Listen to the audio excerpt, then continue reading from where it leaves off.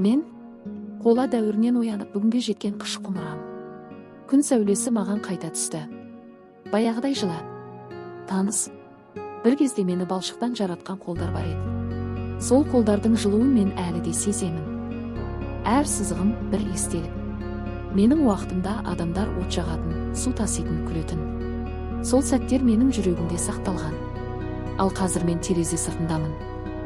Ал іштегі шеберлер мені қайта жандандырушылар. Олардың қолынан жаңа өмір туып жатыр. Қараш, олар балшықты илеп отыр. Мен де бір кездері жанға ем болған едім.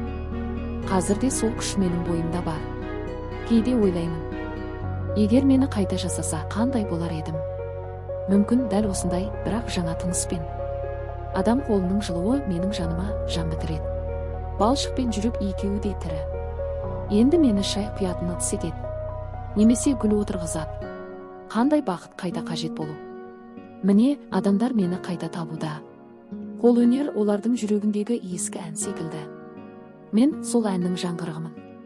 Уақыт өте мен ескірсем де, ол маған даналық берді. Балшық адам сияқты, сынса да қайта қалпына келеді.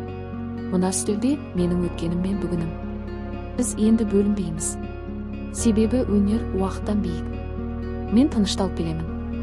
Күн сәулесі маған тағы түсті. Мен жай қыш құмыра емеспін. Мен адамның қолымен жасалған естелікпін.